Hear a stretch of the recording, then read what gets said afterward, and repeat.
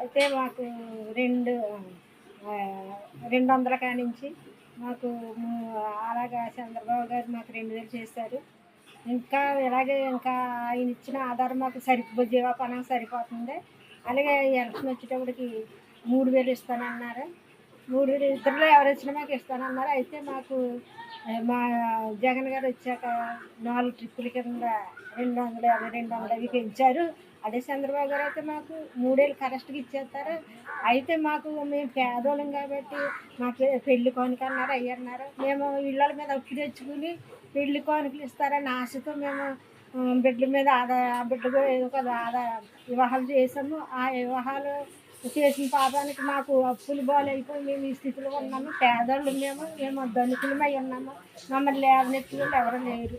మాకు దయచేసి మీరు ఈ పెన్షన్ల గురించి చంద్రబాబు గారి మీద మీరు బుద్ధ జల్లొద్దు. లేనిపోని అన్నీ ఎడుతున్నారు. అందరూ సమానమైన వాళ్ళు అంటున్నారు. మీరేమీ వేరుగా ఆయన మీద ఎట్టేస్తున్నారు. న్యాయం కాదు మీకు.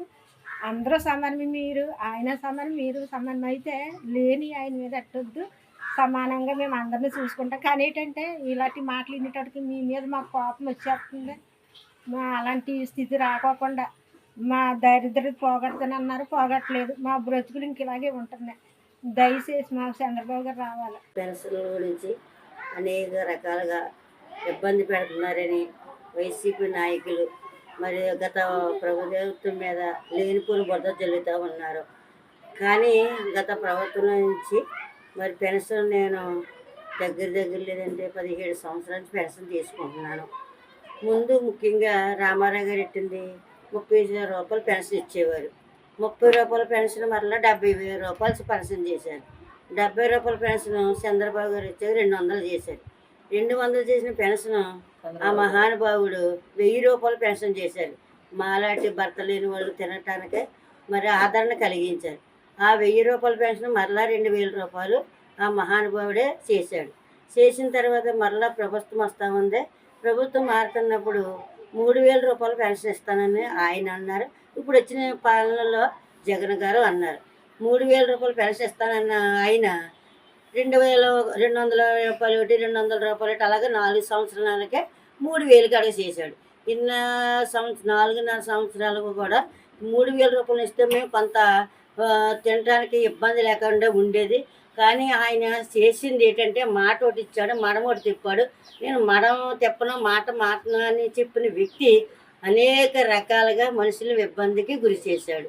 కానీ ఈ ప్రభుత్వం వచ్చిన తర్వాత చాలా ఇబ్బందులు పడ్డాం. కానీ మరి చంద్రబాబు నాయుడు గారి హయాంలో అనేక పథకాలు సంక్షేమాలు జరిగాయి. మరి చనిపోయిన వారు ఉంటే చంద్రాన భీమని 5,000 రూపాయలు మరి మట్టి గొచ్చుకొని ఇచ్చి తమాము దిక్కులేని వాళ్ళు ఆ 5,000 రూపాయలతో మరి మట్టి గొచ్చేసిన ఆ రోజు సమాధికి పూడ్చుకునేవారు. తర్వాత 15 రోజులకి ఆ డబ్బులు పడి మరి 2 దత్త అయితే మామూలు చనిపోతాం అయితే 2,000 లక్షలు పడేది. తర్వాత యాక్సిడెంట్ అయితేనేమో 5 లక్షల రూపాయలు చంద్రాన భీమ జరిగింది. అలాగే అనేక రకాలుగా ప్రజలను ఆదుకున్నారు. పెళ్లి కోరికని చంద్రాన భీమా అని ఎస్సీ కార్పొరేషన్ లోన్లని ప్రజల్ని అనేక రకాలు ఆదుకున్నారు. కానీ ఈయన కూడా ఇలాగే చేస్తానని చెప్పి ప్రజలను అనేక రకాలుగా మభ్య పెట్టి ప్రజలను చాలా ఇబ్బంది గురి చేశాడు. 14,000 రూపాయలు అమ్మఒడి అన్నాడు. 18,000 రూపాయలు ఏమో 45 సంవత్సరాలు ఇచ్చిన వాళ్ళకి ఇస్తానన్నారు. కానీ 14,000 రూపాయలు బిడ్డలకి వేస్తుంది ఒకరికి, అందరి గుంటే వేస్తానని కానీ ఒకరికే వేశారు. ఫస్ట్ కూడా 15,000 వేసాడు, తర్వాత 13,000 వేసాడు, తర్వాత 9,000 వేసాడు. కొంతమందికి అయితే ముట్టలేదు. ఈ రకంగా చేసుకుంటూ వచ్చి ఈ పాలనలో కానీ చంద్రబాబు నాయుడు గారు వస్తే మాకు చాలా మంచి జరుగుతుంది. ఆయనత్వమే మాకు జేయు. ఈ పాలన మనల్ని ఎన్ని ఇబ్బందులు పెట్టినా మేము ఎదుర్కొంటా సిద్ధంగా ఉన్నాం. మాకు మాత్రం ప్రభుత్వం అన్యాయమే చేసింది. న్యాయకరమైన ప్రభుత్వం జరగాలని మేము కోరుకుంటున్నాము.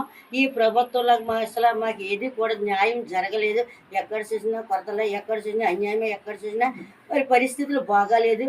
ఆడవాళ్ళకి రక్షణ లేదు.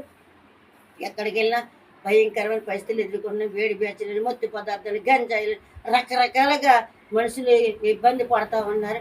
ఈ పరిస్థితి నుంచి మమ్మల్ని విడిపించడానికే మాకు చంద్రబాబు నాయుడు గారి పరిపాలన రావాలని కోరుకున్నాం. మా పెన్షన్లకు చాలా అన్యాయమే జరిగింది. ఈ అన్యాయం చాలా రకాలుగా ఎదుర్కొన్నాం. కానీ ఇటువంటి పాలన మేము ఎప్పుడు చూడలేదు. కానీ వినలే, నాకు ఇంత వయసు వచ్చినా ఇలాంటి పరిపాలన నేను చూడలేదు.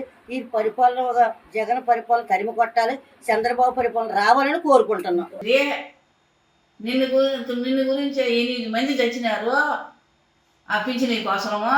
ఆ పింఛన్ ఇంటింటికి తీస్తాన్నారు. నువ్వే నా కారణకర్త జగన్మోహన్. మా గోడుగు కోసం నీకు పెడతాది, పెట్టకుండా పోదు. ఇంతటితో ఆపేయి. నీ నాటకాలు ఇక్కడికి ఆపేయి.